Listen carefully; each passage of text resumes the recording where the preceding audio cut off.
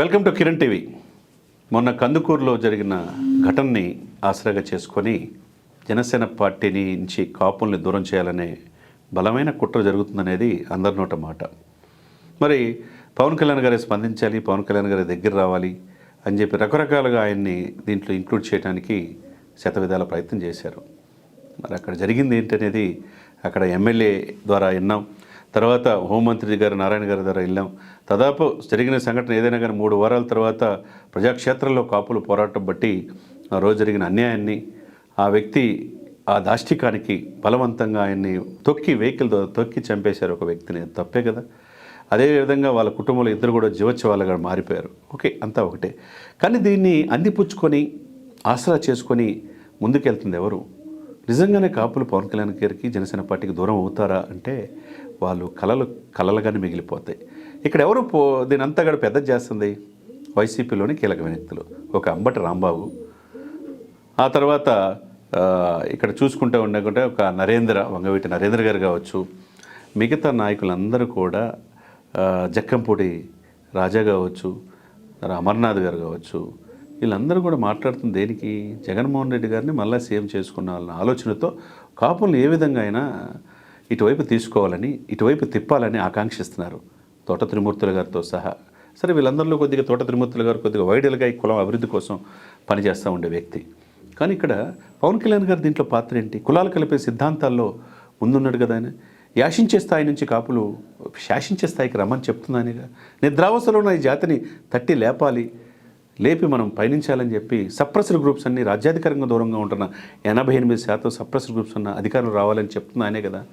మరి ఆ దిశగా ముందుకెళ్లాల్సింది పోయి 90% కాపులు మొన్న ఎలక్షన్స్లో మొత్తం పవన్ కళ్యాణ్ వైపు ఉన్నారనే ఇదితో వాళ్ళు ఏ విధంగా అయినా లాగాలి.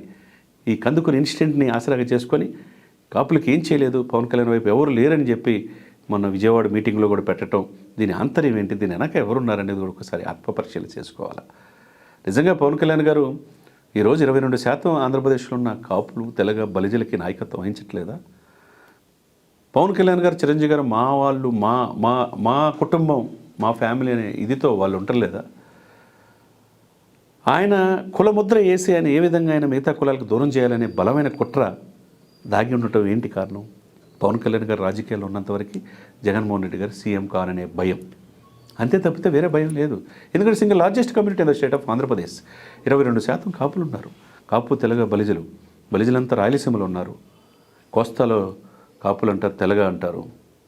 ఇటు గోదావరి జిల్లాలో వచ్చేతలకి తెలగ అంటారు, కాపు అంటారు, నాయుడు అంటారు. తూర్పు కాపులు ఉత్తరాంధ్రలో ఉంటారు. ఇట్లా విస్తరించిన ఈ బలమైన సామాజిక వర్గాన్ని కొంతమంది దీని వెనక ఏ విధంగానే వీళ్ళు వస్తే కనుక, అధికారంలో వస్తే కనుక ఇబ్బందికరమైన పరిస్థితులు ఉంటాయని వీళ్ళు చీల్చి పబ్బం గడుపుకునే వాళ్ళ యొక్క ఆశలు, అడయాశలు అనేది గుర్తుపెట్టుకోవాలా. ఎందుకంటే ఆంధ్రప్రదేశ్తో పాటు తెలంగాణ చూసుకుంటే 14.5% మునూరు కాపులు ఉన్నారు. మరి అధికారానికి దగ్గరగా ఉండడానికి బండి సంజయ్ గారు కావచ్చు, ఆ తర్వాత లక్ష్మణ్ గారు కావచ్చు, డాక్టర్ కె లక్ష్మణ్ గారు కావచ్చు, ధర్మపురి అరవింద్ కావచ్చు, చాలామంది మునూరు కాపు లీడర్లు ముందు వరుసలో బీజేపీలో సరైన ప్రాధాన్యత లభిస్తూ ఉంది. మరి అటువంటి ఈ యొక్క ఈక్వేషన్స్లో ఆంధ్రప్రదేశ్లో సోము వీర్రాజు కూడా బాధ్యత కొంతకాలం ఇచ్చారు. కన్నా లక్ష్మణారెడ్డి గారు ఇచ్చాడు బీజేపీ కూడా ఎక్కువ సమాజ వర్గం ఎక్కువ ఎవరుంటారో వాళ్ళ మీద కాన్సన్ట్రేట్ చేస్తూ ఉంటుంది.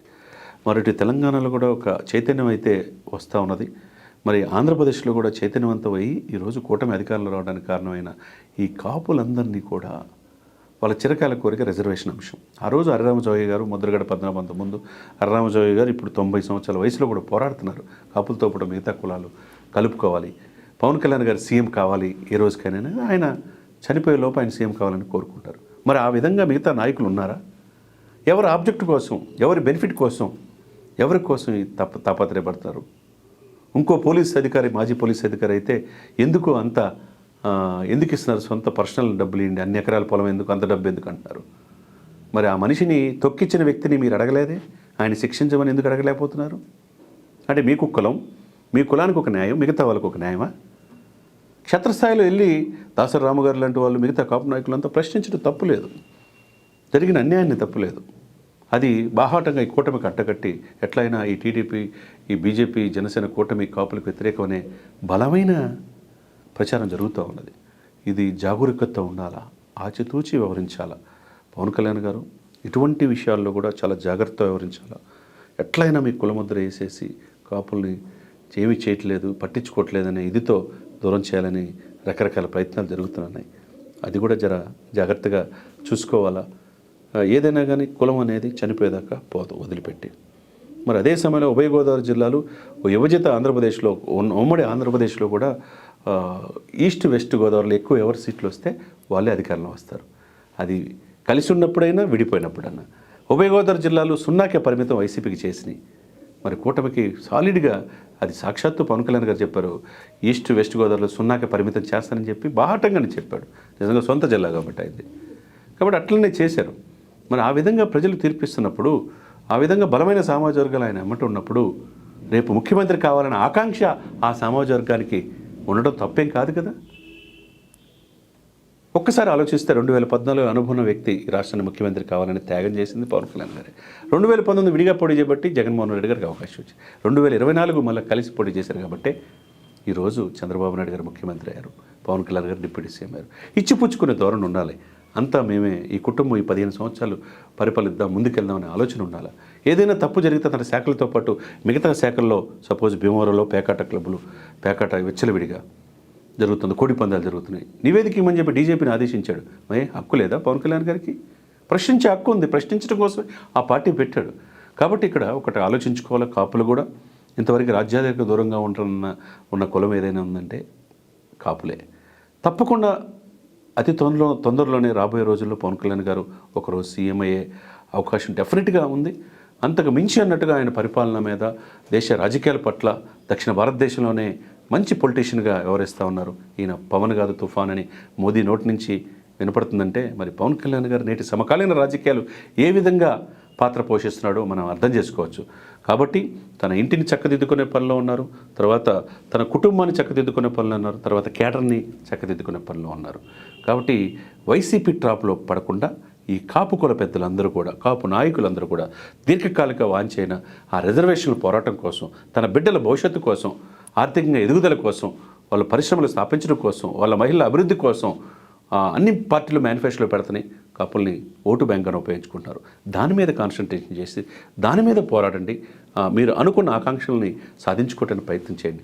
అంతేగాని పవన్ కళ్యాణ్ గారు మాకేం చేయట్లేదు, పవన్ కళ్యాణ్ గారు ఎందుకు వెనక ఉండాలి అని వైసీపీ వాళ్ళు చెప్పిన ట్రాప్లో కనుక పడితే కాపులు దీర్ఘకాలం నష్టపోయే అవకాశం స్పష్టంగా కనపడుతుంది. ఏదైనా కానీ అధికారం అన్ని కులాలకి సమపాలనలో రావాలి. ఆ రోజు రావటం కోసం, సామాజిక న్యాయం కోసం ప్రయత్నం చేయాలి తప్పితే ఇట్లా కులముద్ర వేసి పవన్ కళ్యాణ్ గారిని విడదీయాలి, కాపుల్ని పవన్ కళ్యాణ్ చూడటం అనేది సహేతుకం కాదనేది అందరి నోట మాట.